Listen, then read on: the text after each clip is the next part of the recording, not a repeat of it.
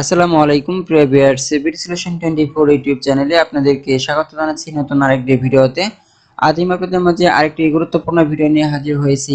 আপনারা ইতিমধ্যে জানেন যে এলজিইডি মন্ত্রণালয়ে 2237 জন লোক নিয়োগ করা হবে। এ বিষয়ে একটি নিয়োগ বিজ্ঞপ্তি প্রকাশ করা হয়েছে। সেই নিয়োগ বিজ্ঞপ্তির আবেদন প্রক্রিয়া 4 জানুয়ারি 2023 তারিখ থেকে শুরু হয়েছে অনলাইনের মাধ্যমে। তো প্রিয় ভিউয়ার্স, আজকের ভিডিওতে আমি দেখাবো যে কিভাবে আপনারা কার্য সহকারী পদে অনলাইনের মাধ্যমে চাকরি আবেদন করবেন সেই প্রসেসটি। তো প্রিভিয়ার্স, তাহলে চলুন আমরা প্রথমেই নিয়োগ বিজ্ঞপ্তিটি দেখে নেই। হ্যাঁ প্রিভিয়ার্স, আপনারা স্ক্রিনে দেখতে পাচ্ছেন গণপ্রজাতন্ত্রী বাংলাদেশ সরকার স্থানীয় সরকার প্রকৌশল অধিদপ্তর অর্থাৎ এলজিইডি ডিপার্টমেন্ট। এই এলজিইডি ডিপার্টমেন্টে 2237 জন লোক নিয়োগ করা হবে। দুইটি নিয়োগ বিজ্ঞপ্তি প্রকাশ করা হয়েছে। তো এই নিয়োগ বিজ্ঞপ্তিটি নিয়ে আমি বিস্তারিত একটি ভিডিও দিয়েছি। সেই ভিডিওটি যদি এখনো পর্যন্ত আপনারা দেখে না থাকেন তাহলে এই ভিডিও ডেসক্রিপশন বক্সে সেই ভিডিও লিংকটি পেয়ে যাবেন। সেখান থেকে আপনারা এই নিয়োগ বিজ্ঞপ্তিটি দেখে নিতে পারবেন। তো প্রিভিয়ার্স, আমি যেহেতু আপনাদেরকে কার্য সহকারী পদে আবেদন পদ্ধতিটা দেখাবো, সেহেতু আমরা কার্য সহকারী পদের বিস্তারিত তথ্য প্রথমে দেখে নেব। এখানে আপনারা 6 নম্বরে দেখতে পাচ্ছেন পদের নাম হচ্ছে কার্য সহকারী। এই পদের বেতন স্কেল হচ্ছে 9300 টাকা হতে 22,490 টাকা, গ্রেড 16। আর বয়স হচ্ছে অনূর্ধ্ব 30 বছর, অর্থাৎ যাদের বয়স 18 থেকে 30 বছরের মধ্যে তারাই এই পদে আবেদন করতে পারবেন। পদের সংখ্যা হচ্ছে 720 জন। হ্যাঁ প্রিভিয়ার্স, কার্য সহকারী পদে 720 জন লোক নিয়োগ করা হবে। আর শিক্ষাগত যোগ্যতা কোন স্বীকৃত বোর্ড হইতে অনন্য উচ্চ মাধ্যমিক সার্টিফিকেট বা সমমানের পরীক্ষায় উত্তীর্ণ। হ্যাঁ প্রিভিয়ার্স, এই পদটিতে আবেদন করতে হলে অবশ্যই ইন্টারমিডিয়েট অর্থাৎ এইচএসসি পাস হতে হবে। যে সকল জেলা প্রার্থীরা এই পদে আবেদন করতে পারবেন, এখানে সকল জেলার নামই দেওয়া রয়েছে। এখান থেকে আপনারা আপনাদের জেলার নামটি দেখে নেবেন। যদি আপনার জেলার নামটি এখানে থাকে তাহলে আপনিও এই পদে আবেদন করতে পারবেন। তো প্রিভিয়ার্স, তাহলে চলুন আমরা কথা না বাড়িয়ে মূল ভিডিওতে চলে যাই। তো মূল ভিডিওতে যাওয়ার পূর্বে আপনাদের প্রতি আমার ছোট্ট একটি অনুরোধ, এখনো পর্যন্ত যদি আমাদের চ্যানেলটি সাবস্ক্রাইব করে না থাকেন তাহলে এখন সাবস্ক্রাইব করে নিন। আর পাশে থাকা বেল আইকনটিতে ক্লিক করে নোটিফিকেশন অন করে দিন পরবর্তী ভিডিও আপডেট পাওয়ার জন্য। তো প্রিভিয়ার্স, আপনি মোবাইলের মাধ্যমেও এই আবেদনটি করতে পারবেন। আপনি যদি মোবাইল থেকে এই কাজটি করতে চান তাহলে আপনি আপনার মোবাইল থেকে গুগল ক্রোম ব্রাউজারটি ওপেন করবেন, তারপর সার্চ করে কি টাইপ করবেন lged.teletalk.com.bd। হ্যাঁ প্রিভিয়ার্স, lged.teletalk.com.bd এই ওয়েবসাইটে লিখে আপনারা সার্চ করবেন। হ্যাঁ প্রিভিয়ার্স, এই ওয়েবসাইটে লিখে সার্চ করার পর আপনাদের সামনে এরকম একটি পেজ ওপেন হবে। এখানে আপনারা দেখতে পাচ্ছেন লোকাল গভর্নমেন্ট ইঞ্জিনিয়ারিং ডিপার্টমেন্ট অর্থাৎ এলজিইডি। এখানে আপনারা প্রথমে দেখতে পাচ্ছেন অ্যাপ্লিকেশন গাইডলাইন অর্থাৎ আবেদনের নির্দেশিকা, কিভাবে আপনাদেরকে আবেদন করতে হবে সেই নির্দেশিকা এখানে দেওয়া রয়েছে। তারপর এখানে নিয়োগ বিজ্ঞপ্তি দুটি রয়েছে, অ্যাডভার্টাইজমেন্ট 1 আর অ্যাডভার্টাইজমেন্ট 2। হ্যাঁ প্রিভিয়ার্স, দুইটি নিয়োগ বিজ্ঞপ্তি প্রকাশ করা হয়েছে এলজিডি ডিপার্টমেন্টে। তো আপনারা যদি সেই নিয়োগ বিজ্ঞপ্তিটি দেখে না থাকেন তাহলে এখান থেকে নিয়োগ বিজ্ঞপ্তিটি ডাউনলোড করে দেখে নিতে পারবেন। আর যদি সরাসরি আবেদন পদ্ধতিতে চলে যেতে চান তাহলে অ্যাপ্লিকেশন ফর্ম এখানে ক্লিক করতে হবে। এখানে ক্লিক করার পর আপনার সামনে এই পদগুলো চলে আসবে, অর্থাৎ কোন কোন পোস্টে নিয়োগ বিজ্ঞপ্তি প্রকাশ করা হয়েছে সকল পোস্টে এখানে দেখাবে। আপনি যে পোস্টে আবেদন করবেন সেই পোস্টটি প্রথমে সিলেক্ট করবেন। তো প্রিভিয়ার্স, আপনাদেরকে বলে রাখি সকল পোস্টে আবেদন পদ্ধতি প্রায় সেম। আপনি একটি পদ্ধতি দেখলেই সকল পোস্টে আবেদন করতে পারবেন। আপনি যে পদে আবেদন করবেন সেই পদটি এখান থেকে ক্লিক করে সিলেক্ট করে দেবেন, তারপর এখান থেকে নেক্সটে ক্লিক করবেন। নেক্সটে ক্লিক করার পর আপনাদের সামনে এরকম একটি পেজ ওপেন হবে। এখানে আপনারা দেখতে পাচ্ছেন অল জবস প্রিমিয়াম মেম্বার। হ্যাঁ প্রিভিয়ার্স, অল জবস হচ্ছে টেলিটকের একটি জব পোর্টাল। আপনি যদি অল জবস এর মেম্বার হয়ে থাকেন তাহলে একটি আইডি পাবেন, সেই আইডিটি ব্যবহার করে এক ক্লিকের মাধ্যমে এই আবেদন ফর্মটি পূরণ করে নিতে পারবেন। আপনি যদি অল জবস এর প্রিমিয়াম মেম্বার হয়ে থাকেন তাহলে এখানে ইয়েসে ক্লিক করবেন। ইয়েসে ক্লিক করার পর আপনার আইডিটি এখানে বসাবেন। আইডিটি এখানে বসানোর পর তারপর নেক্সটে ক্লিক করলে আপনার আবেদন ফর্মটি পূরণ হয়ে যাবে। তো প্রিয় ভিউয়ার্স, কিভাবে আপনারা টেলিটকের অল জবস এর প্রিমিয়াম মেম্বার হবেন এই বিষয়ে আমার দুটি ভিডিও রয়েছে, সেই ভিডিও লিংকগুলো আমি এই ভিডিও ডেসক্রিপশন বক্সে দিয়ে দেবো, সেখান থেকে আপনারা দেখে নিতে পারবেন। তো আমি মনে করছি আপনারা অল জবস এর প্রিমিয়াম মেম্বার না, সেহেতু যদি আপনারা অল জবস এর প্রিমিয়াম মেম্বার না হন তাহলে এখান থেকে নোতে ক্লিক করবেন। নোতে ক্লিক করার পর এখান থেকে নেক্সটে ক্লিক করে দেবেন। নেক্সটে ক্লিক করার পর আপনাদের সামনে এই ফর্মটি ওপেন হবে। এই ফর্মটি আপনাদেরকে নির্ভুলভাবে পূরণ করতে হবে। তো প্রিয় ভিউয়ার্স, আপনারা এখানে প্রত্যেকটি ঘর লাল কালার দেখতে পাচ্ছেন, এখানে লাল কালার বর্ডার দেওয়া রয়েছে। আপনি যখন সঠিকভাবে এই ফর্মটি পূরণ করবেন তখন এগুলো সবুজ কালার হয়ে যাবে। এখানে আপনারা দেখতে পাচ্ছেন ন্যাশনালিটি বাংলাদেশি দেওয়া রয়েছে, আর এই ঘরের বর্ডারটি হচ্ছে সবুজ কালার। আপনি প্রত্যেকটি ঘর পূরণ করার সাথে সাথে এগুলো সবুজ হয়ে যাবে। এখানে আপনারা প্রথমে দেখতে পাচ্ছেন name of the post, work assistant, তারপর হচ্ছে ডিপার্টমেন্টাল স্ট্যাটাস ইনফরমেশন। এখানে আপনি ক্লিক করবেন। ক্লিক করার পর আপনার সামনে এই অপশনগুলো চলে আসবে। এখানে আপনারা প্রথমে দেখতে পাচ্ছেন গভর্নমেন্ট এমপ্লয়ি, এটা হচ্ছে যারা সরকারি কর্মচারী অর্থাৎ সরকারি কোনো ডিপার্টমেন্টে চাকরি করে তাদের জন্য এই কোটাটি। আপনি যদি কোনো সরকারি কর্মচারী হয়ে থাকেন তাহলে গভর্নমেন্ট এমপ্লয়ি দিবেন। আর আধা সরকারি কোনো প্রতিষ্ঠান চাকরি করলে সেমি গভর্নমেন্ট এমপ্লয়ি দিবেন। স্বায়ত্তশাসিত কোনো প্রতিষ্ঠান চাকরি করলে অটোনোমাস দিবেন। আর এলজিইডি ডিপার্টমেন্টে চাকরি করলে তাহলে আপনি ডিপার্টমেন্টাল ক্যান্ডিডেট, আপনি এই পদটি সিলেক্ট করে দেবেন। আর যদি আপনার এখান থেকে কোনো কোডা না থাকে তাহলে এখান থেকে নান করে দেবেন। তারপর এখানে অ্যাপ্লিকেন্টস নেম দিতে হবে ইংরেজিতে এবং বাংলাতে, ফাদার্স নেম ইংরেজি এবং বাংলাতে এবং মাদার্স নেম দিতে হবে ইংরেজি এবং বাংলাতে। তারপর এখানে ডেট অফ বার্থ দিতে হবে অর্থাৎ জন্ম তারিখ দিতে হবে। এখান থেকে আপনি এখানে ক্লিক করবেন। এখানে ক্লিক করার পর আপনাদের সামনে এই ক্যালেন্ডার ওপেন হবে। এখান থেকে আপনি আপনার জন্ম তারিখটি সিলেক্ট করে দেবেন। তারপর ন্যাশনালিটি বাই ডিফল্ট বাংলাদেশি দেওয়া রয়েছে। তারপর এখান থেকে রিলিজিয়ন সিলেক্ট করতে হবে অর্থাৎ ধর্ম, আপনি যে ধর্মের সেই ধর্মটা এখান থেকে সিলেক্ট করে দেবেন। তারপর যে জেন্ডার, এখান থেকে আপনি জেন্ডার সিলেক্ট করতে হবে, ছেলে হলে মেল আর মেয়ে হলে ফিমেল সিলেক্ট করতে হবে। তারপর এখানে ন্যাশনাল আইডি নাম্বার দিতে হবে, বার্থ রেজিস্ট্রেশন, পাসপোর্ট আইডি, আপনার এই তিনটা থেকে যে কোনো একটি দিতেই হবে। আপনার যদি ন্যাশনাল আইডি নাম্বার থাকে তাহলে এখানে ক্লিক করে ইয়েস এ ক্লিক করবেন, আর না থাকলে নোতে দিয়ে দেবেন। ইয়েস এ ক্লিক করার পর আপনার এই ঘরটিতে আপনার আইডি নাম্বারটি বসিয়ে দেবেন। তারপর একইভাবে আপনার বার্থ রেজিস্ট্রেশন এবং পাসপোর্ট আইডি যদি থাকে তাহলে ইয়েস এ ক্লিক করবেন, না থাকলে নোতে ক্লিক করবেন। ইয়েস এ ক্লিক করার পর এরকম একটি বক্স আসবে, সেই বক্সে আপনার নাম্বারটি বসিয়ে দিতে হবে। তারপর হচ্ছে ম্যারিটাল স্ট্যাটাস, আপনি এখানে ক্লিক করবেন। এখানে ক্লিক করার পর আপনি যদি বিবাহিত হন তাহলে ম্যারিড, আর অবিবাহিত হলে সিঙ্গেলে ক্লিক করতে হবে।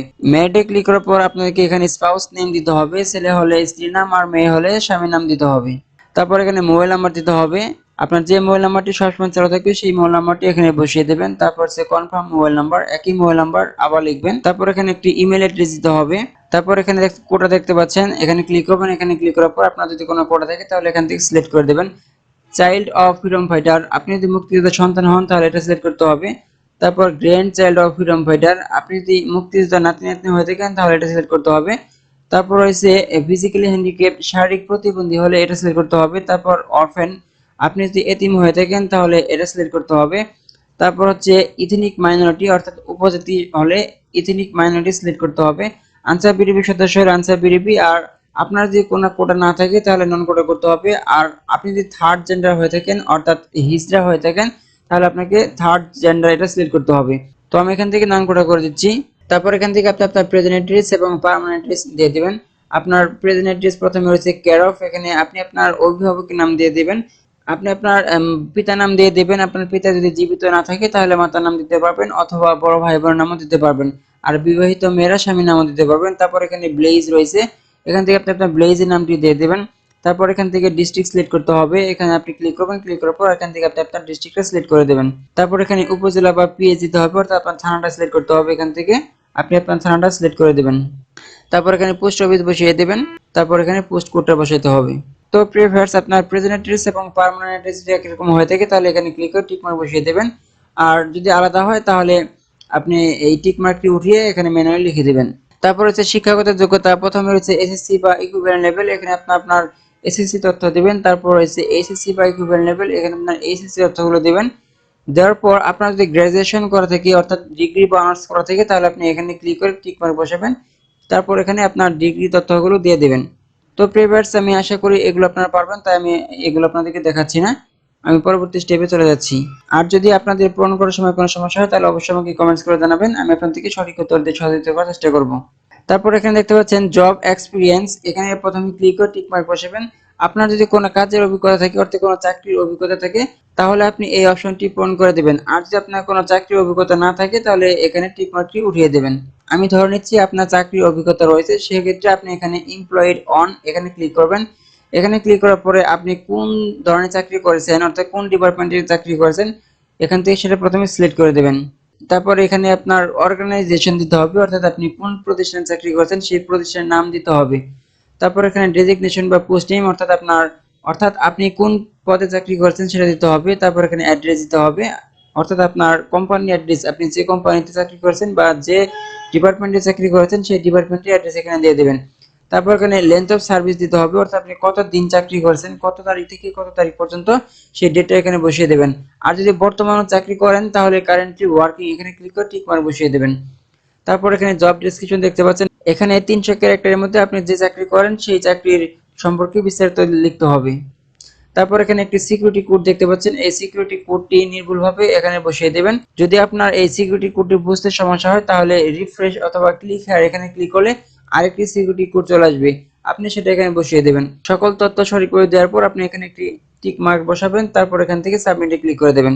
সাবমিট অপশনটিতে ক্লিক করার পর আপনার সামনে এরকম একটি পেজ ওপেন হবে, অর্থাৎ আপনার অ্যাপ্লিকেশন প্রিভিউ দেখাবে। আপনি যে তথ্যগুলো দিয়ে ফর্মটি পূরণ করেছেন সেই তথ্যগুলো এখানে দেখাবে।